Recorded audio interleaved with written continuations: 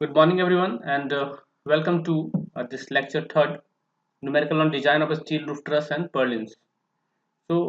Today this is the last class for this unit. और जैसा कि हम लोग बाकी चैप्टर्स पढ़ चुके हैं, तो आज हम लोग इसको ख़त्म करेंगे। तो आज हम लोग न्यूमेरिकली देखेंगे, क्योंकि इसका एनालिसिस और जो भी डिजाइन स्टेप्स थे वो तो ऑलरेडी हमने डिस्कस कर लिए हैं और आप जानते होंगे। तो सबसे जो आज हमारा पहला है वो न्यूमेरिकल ही है। तो लास्ट क्लास में भी हमने न्यूमेरिकल किया था, उसके पहले भी न्यूमेरिकल किया था। तो आज जो हम लोग करने वाले हैं वो है डिजाइन ऑफ पर्लिन्स के बारे में, एक न्यूमेरिकल है। तो उसी का कहाँ पे दिख रहा होगा आपको। तो क्वेश्चन देखिए क्या कह रहा है। तो क्वेश्चन हमारा है design N unequal angle purlins. ठीक है, यहाँ पे लिख दिया आपको कि अनइक्वल एंगल। तो अनइक्वल आपको चूज करना पड़ेगा स्टील टेबल से जब भी हम इसको सोल्व करेंगे क्वेश्चन को। तो इतना तो क्लियर है पहले से। For AC corrugated roofing for a steel truss span 12 metre. तो एक चीज तो हो गया कि इसमें एसी सीट जो है उसके ऊपर जो आता है रूफ पे वो लगा हुआ है, लगेगा। ठीक है, उसके लिए हमको डिजाइन करना है पर्लिन्स का। मतलब पर्लिन्स के ऊपर क्या आएगा, रूफिंग आएगा। ये क्लियर है, बोलिए। यस ऐसे मान लीजिए ये आपका, या इसको थोड़ा सा इसे बनाते हैं। मान लिया ये है आगे का सेक्शन। तो इक्वली जो है कहीं पे स्पेस्ड होगा, फिर आगे जाके कहीं यहाँ पे इस तरह से बना होगा।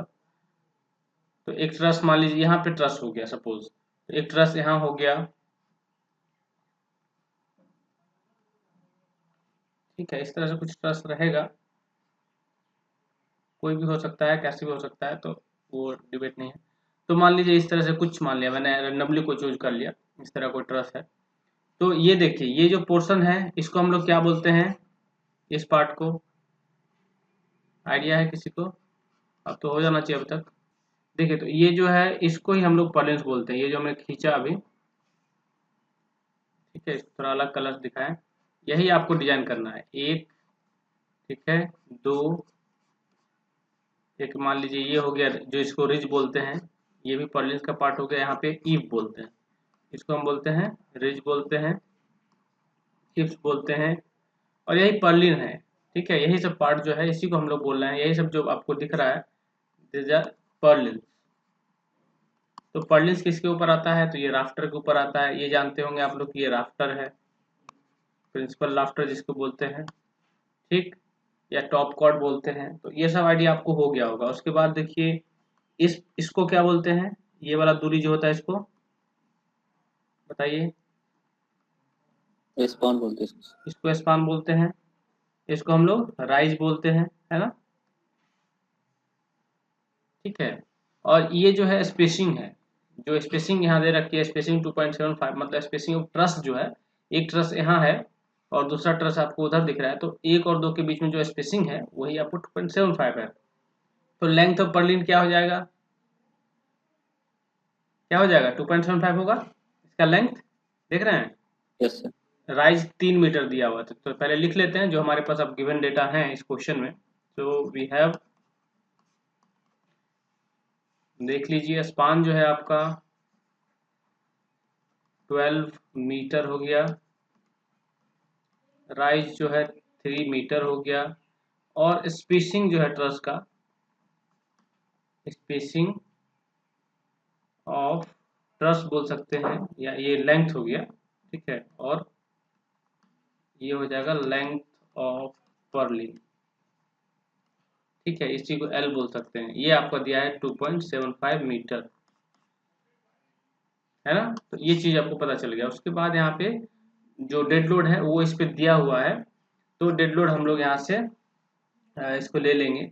तो एक तरह से ये जो लोड जो भी यहाँ दे रखी है, मान लीजिए अलग अलग कोई लोड और नहीं दे रखा है। मान लीजिए विंड लोड और ये सब चीजें यहाँ नहीं दे रखी है, तो जो लोड दिया उसके ऊपर हम लोग डिजाइन कर लेंगे। ठीक है, तो हम लेके चलते हैं कि इसी लोड पे हमको डिजाइन करना है। तो यहाँ लोड आपका हो गया 1.25 किलो न्यूटन मीटर स्क्वायर। इस लोड पे हम लोग को डिजाइन कर लेना है। ठीक है, पर्लिन्स का।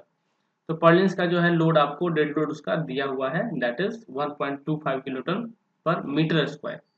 तो मीटर स्क्वायर में दिया है तो इसको समझ लीजिए आपको जो इसका ये जो लेंथ होगा, ठीक है, लेंथ होगा, और जो इसका जिस पे ये आएगा, ठीक है, इससे मल्टीप्लाई करना पड़ेगा इसको मीटर में, देख लेना होगा कि कितना कितना इसका ये स्पेसिंग क्या होगा, क्या एरिया आएगा, कितना आएगा, उससे मल्टीप्लाई करेंगे तब टोटल लोड निकलेगा। तो सबसे पहला काम हमारा गिवन डेटा लिखने का है, तो इसको लिख लेते हैं, ठीक है। उसके बाद सबसे पहला काम हम लोग करते हैं कि लोड निकाल लेते हैं, कितना लोड आएगा। तो उससे पहले थोड़ा सा ये देख लेते हैं कि इसका क्या जो भी हम लोग ने यहाँ पे पर्लिन्स लगाए हैं वो कितना स्पेसिंग है, क्या है, नहीं है, पता भी नहीं चल रहा। तो जैसे देखिए ये हो गया आपको 6 मीटर, ठीक है। अगर आधा कर लेंगे तो यहाँ से यहाँ हो जाएगा 6 मीटर, क्योंकि 12 है तो आधा 6 हो गया। उसके बाद ये राइज कितना है, 3 मीटर दिया है, ठीक।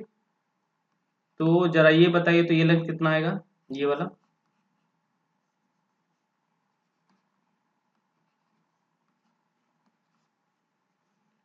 AC बराबर क्या हो जाएगा, 55 अंडर रूट, ठीक है, 3/5, कितना,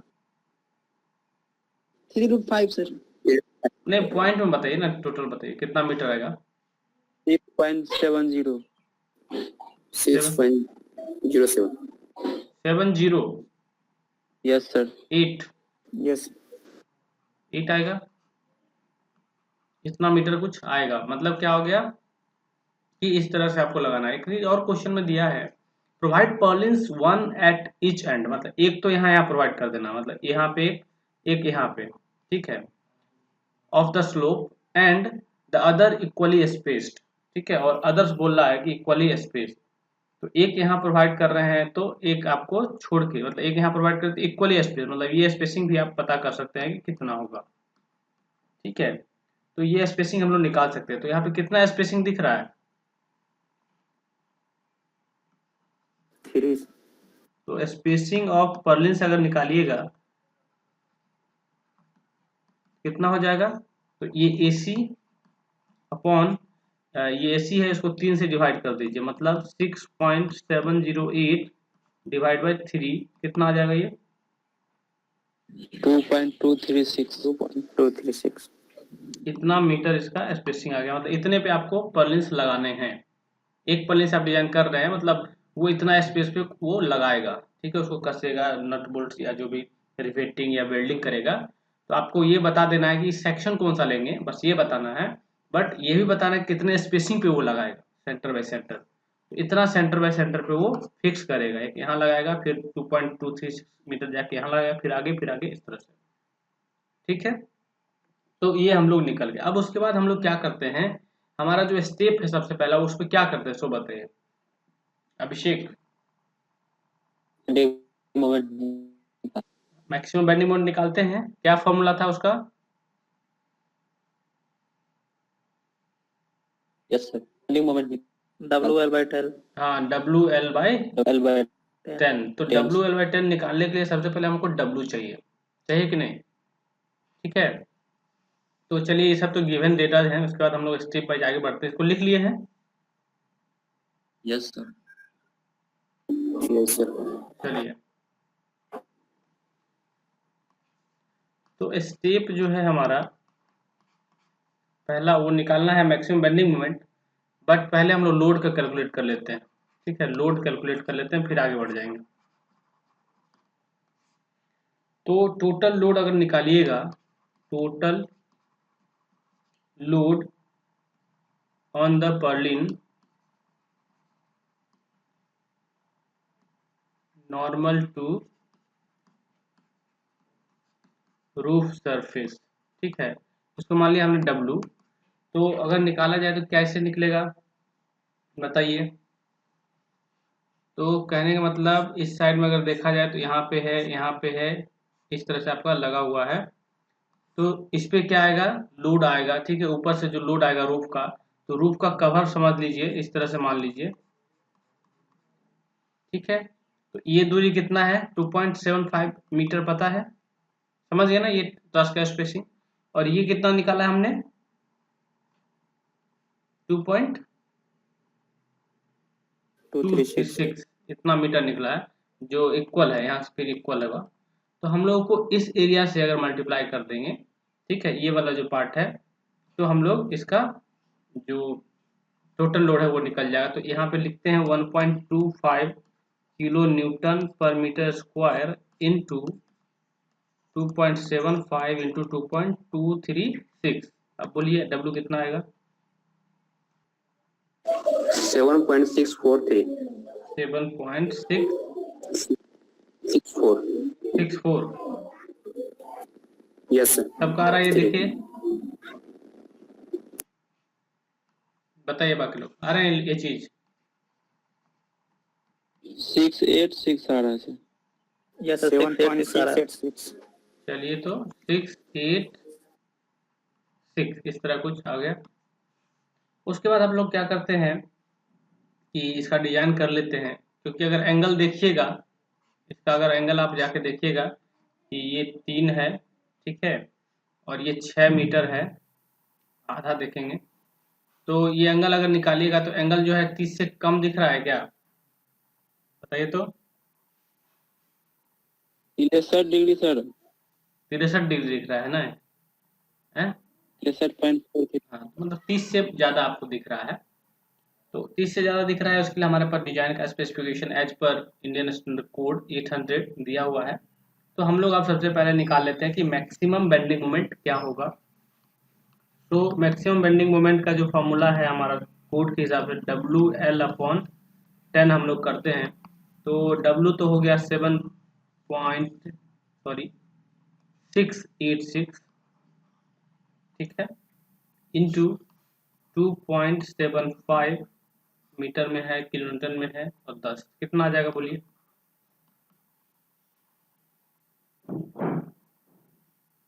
2.1136 2.1136 kilo Newton metre.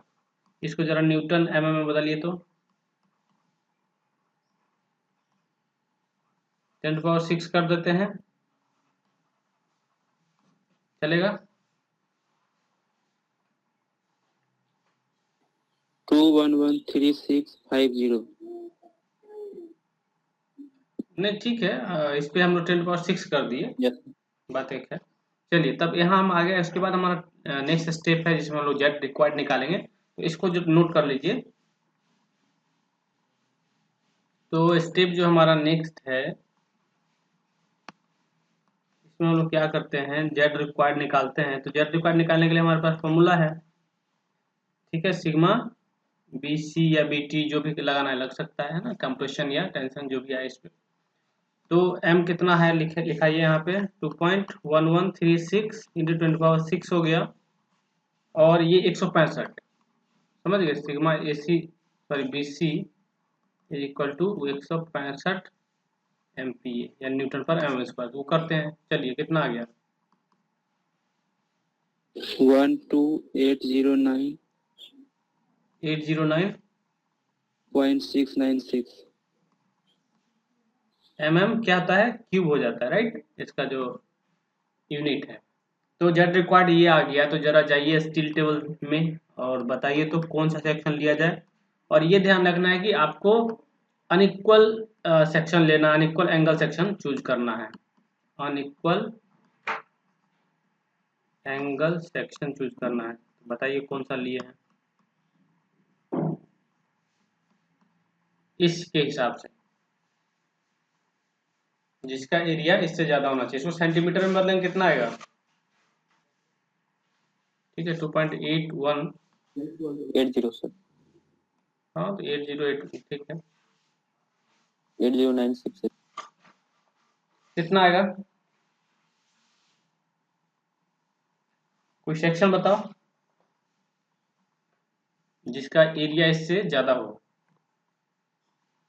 Sir 14 centimetre square है।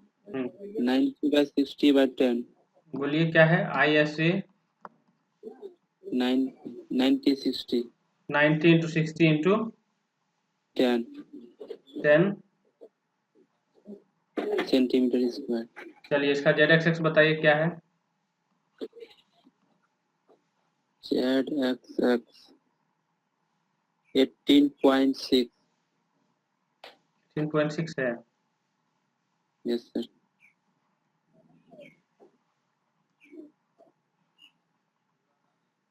तो थोड़ा ज्यादा हो गया जेड से। ज़्यादा हो गया, तो और छोटा वाला देख लीजिए। सर इसी में है सर 19 to 16 to 8 है सर, उसका है सर 15.1 सेंटीमीटर क्यूब। 8 ले लें इसको, चलिए वो भी करके देख लेते हैं, हो सकता है, कोई दिक्कत नहीं है।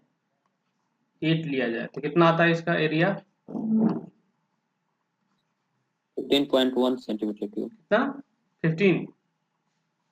जेड एक्सेस में लिख रहे हैं सर, हाँ 15.1 सेंटीमीटर क्यूब। लेकिन सर इसका एरिया कम है सर। एरिया कम है, एरिया यस कम सर है। 11.37 है। एरिया नहीं से, सर एरिया एरिया से हम लोग नहीं कर रहे हैं, हम लोग तो जेड रिक्वायर्ड देख लो क्या आता है।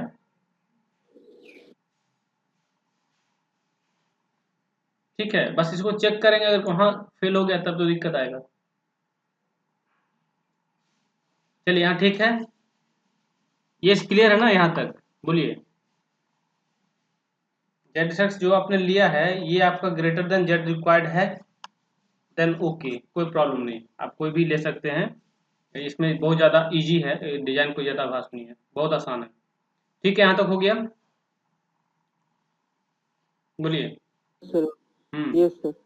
अब इसको थोड़ा चेक कर लेते हैं, जो लेंथ वगैरह जो मिनिमम जो होना चाहिए वो है कि नहीं। ठीक है, तो स्टेप 4 में चलते हैं। ठीक है, यहाँ पे डेप्थ और विड्थ की हम लोग बात करेंगे, जो हमने सेक्शन लिए हैं। जैसे मान लीजिए ये है, तो जो आपका डेप्थ की बात करें तो जो ज़्यादा होता है वो डेप्थ होता है, तो ये कितना है? 90 ना। जो छोटा होता है उसको हम लोग विड्थ बोलते हैं, विड्थ की तरफ लगाएंगे। ये कितना है? 60। चलिए 60 mm। तो हमारा मिनिमम विड्थ कितना होना चाहिए वो देखना है। मिनिमम विड्थ ऑफ पर्लिन, इसका हमारे पास एक फॉर्मूला है, कितना आता है? L/60 है ना। तो बताइए जरा, इसको निकालिए। L हो गया आपका 2, इसको 7 कर देते हैं, 5 कर देते हैं, 0 कर देते हैं, तो mm में आ जाएगा। 60 कितना आएगा बोलिए? 45.83। 45.83 mm। और मिनिमम डेप्थ बताइए, डेप्थ ऑफ पर्लिन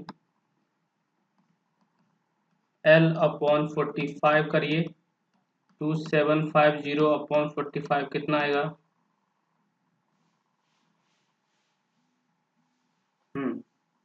बताइए। 61.11। 61.11 mm। तो क्या हमने जो लिया है, जो सेक्शन हमने चूज किया है, जो हमने प्रोवाइड किया है, वो इससे ज़्यादा है, वो देख लेना है। तो यहाँ पे लिख सकते हैं कि जो हमारा विड्थ प्रोवाइडेड है वो कितना प्रोवाइडेड है? 60 है ना। और ये हमारा 40.83 से ज़्यादा है ना। तो ये आपका क्या है? ओके, डिजाइन यहाँ ठीक है। अब हम लोग डेप्थ की बात करेंगे कि डेप्थ प्रोवाइडेड, तो डेप्थ प्रोवाइडेड इज अगेन, ये हमारा 90 mm हमने प्रोवाइड किया है, एंड ये भी हमारा 61.11 से ज़्यादा है। समझे? तो ये क्लियर हो गया। अब मान लीजिए इसी के हिसाब से अगर आप ले लें 65x50, वो वाला भी ले सकते हैं, मतलब इस 60 से ऊपर होना चाहिए, तो ये भी कर सकते हैं। तो यही डिजाइन है, यहीं पे हो गया हमारा डिजाइन। ओके, इतना ही करना है आपको पढ़ने में, खत्म। क्लियर है? Yes sir.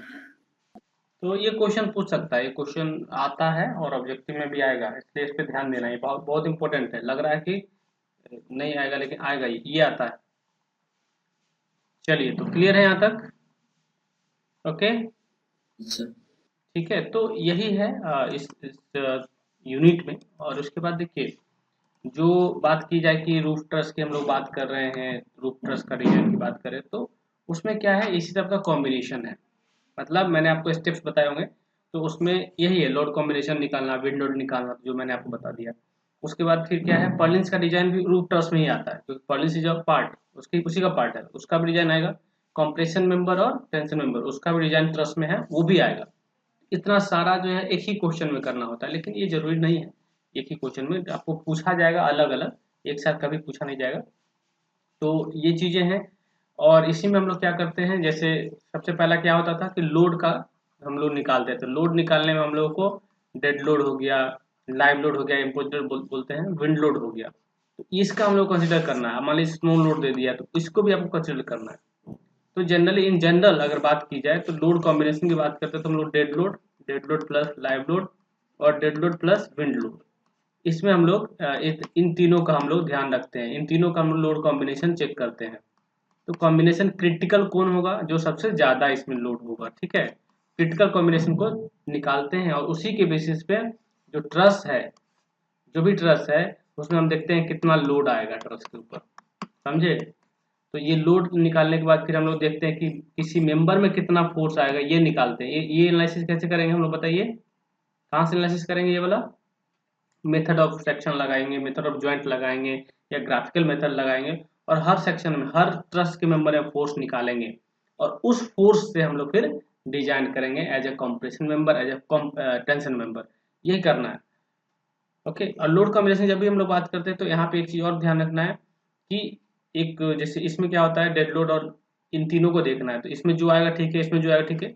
और विंड लोड का जब कंसिडरेशन करते हैं तो इसको हम थोड़ा सा रिड्यूस करते हैं, ठीक है, क्योंकि इस केस में हम लोग परमिसिबल को भी चेंज करते हैं। तो यहाँ पे आपको dead load plus wind load का कॉम्बिनेशन को 1.33 इतना रिडक्शन हो जाता है 33% का। तो इतना लेस इफेक्टिव उसको माना, क्योंकि विंड जो है हमेशा एक ही जैसे रहता है क्या, बताइए, विंड तो नेचुरल है ना, समझ रहे बात को। तो इसीलिए क्या है, उसमें थोड़ा सा आपको यस सर। एक दिया जाता है, इतना वो लेस इफेक्टिव होगा, तो उतना मान के 1.33 इसको डिवाइड करके लोड निकालते हैं। उसके बाद देखते हैं ये एक्स आया, ये वाई आया, ये जेड आया। अब तीनों में जो ज़्यादा, मान लीजिए जेड बहुत ज़्यादा आ गया, ठीक है, तो जेड ये था क्रिटिकल लोड और इसी के ऊपर आपका डिजाइन होगा फिर आगे इसी कॉम्बिनेशन के ऊपर। तो ये लोड कॉम्बिनेशन का तरीका है निकालने का। बाकी चीज़ें आपका वही है कि जब आप मान लीजिए कंप्रेशन मेंबर का डिजाइन करते हैं तो आपको याद है कि कौन सा स्टेप करते थे, कौन बताएंगे, क्या करते थे उसमें हम लोग सबसे पहले। सर सबसे पहले लोड निकालते थे सर कि उस पे कितना आ रहा है सर लोड नंबर। लोड तो चलिए यहाँ से निकल गया, wind load, dead load, live load और ये सारी चीजें आप यहाँ से निकाल लिए। उसके बाद बोलिए ग्रॉस एरिया निकालेंगे, उसके बाद रिक्वायर्ड, हम सेक्शन लोग चूज कर सकते हैं। रिक्वायर्ड एरिया निकालिएगा ना सबसे पहले, समझ रहे हैं। हम लोग क्या करते थे, रिक्वायर्ड एरिया ये सर सब, रिक्वायर्ड ग्रॉस एरिया। हाँ, यस। तो ग्रॉस एरिया निकाल लिया जाए, ठीक है। लोड तो आपको पता चल ही जाता था। वो निकालने के बाद फिर हम लोग देखते थे उसका स्लेंडरनेस रेशियो देख लेते थे, ये सही है कि नहीं, इसको चेक कर लेते थे, ठीक है। उसके बाद सिग्मा एसी निकालते थे, याद है, याद है सिग्मा एसी किस पे डिपेंड सर करता था, इंटर बोर्ड। Yes sir. ये एफ वाई और इस पे डिपेंड करता था। यहाँ से हम लोग सिग्मा एसी निकालते थे और सिग्मा एसी निकालने के हम लोग ए जी इंटू सिग्मा एसी करते थे और लोड निकल जाता था। तो मान लीजिए इसमें लोड सर्टेन P1 आ रहा है, कंप्रेशन में है, और P हमारा ये डिजाइन लोड आया, तो पी डी अगर अगर P1 से ज़्यादा है मतलब सेफ हो जाता था। इतना ही काम करते थे। तो यहाँ भी उतना ही काम करना है, बट ये है कि आपको यहाँ फोर्स सब में निकालना होगा, ठीक है। मतलब इस लोड कॉम्बिनेशन के कारण मान लीजिए जो भी यहाँ पे लोड आ रहा है, जो भी पैनल पॉइंट लोड जो निकाल रहे थे हम लोग, तो जो भी आ रहे हैं मान लीजिए हर पैनल पॉइंट पे, उन सब का कंसिडरेशन करते हुए आपको फोर्स निकालना,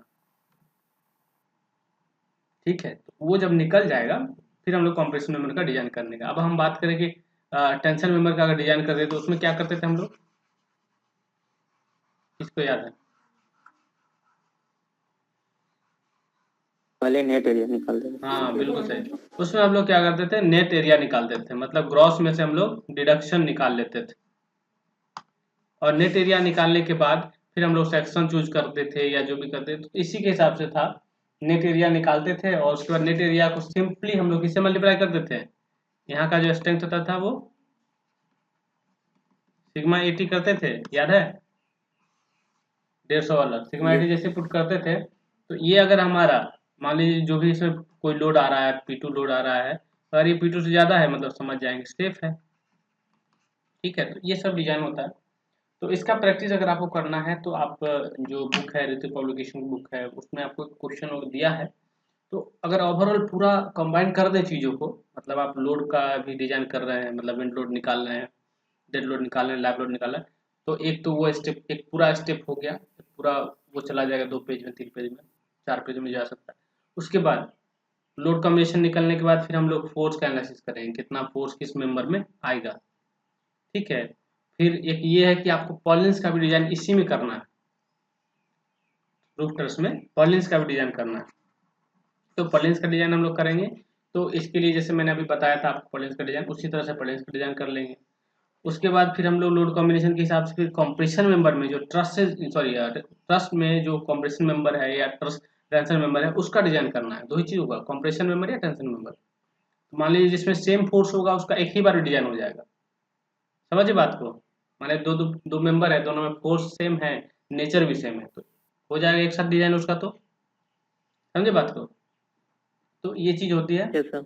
और इसका जो है टेंशन मेंबर या कंप्रेशन मेंबर का डिजाइन करने के बाद जाके आपका ये पूरा क्वेश्चन खत्म होगा। तो it will take at least 20 page और 25 पेजेज, अगर आप पूरा सारा स्टेप को जोड़ देंगे अगर, ठीक है।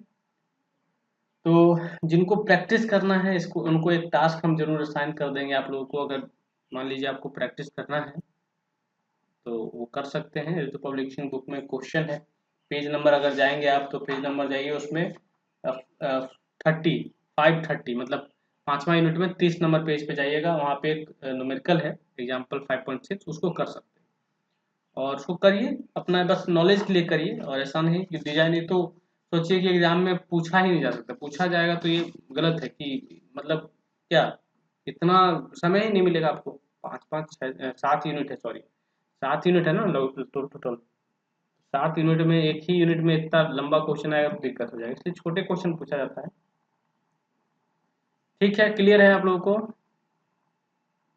Yes, sir. Yes, sir. चलिए Yes, तो yes, sir. इतना ही करते हैं हम लोग इस क्लास में। उसके बाद फिर अब बाकी देखेंगे हम लोग, कुछ डाउट होगा तो फिर क्लियर करेंगे, चीज़ों को और डिस्कशन करेंगे, ठीक। तो ये सब जो भी न्यूमेरिकल है प्रैक्टिस करते रहिए, और ये सब बहुत है, बहुत ज़्यादा है, आपको आराम से जितने मार्क्स चाहिए मिल जाएंगे। बट यही है, स्टेप देखते रहेंगे, अच्छे से स्टेप को फॉलो करना, ठीक है। सेक्शन वगैरह राइट चूज करिए, एक्सपीरियंस के हिसाब से आ जाएगा प्रैक्टिस करने से। तो एक ही तरह के क्वेश्चन को बार बार करिए, ओके। तो that's all in this class, और that's all in this unit 2। Sir,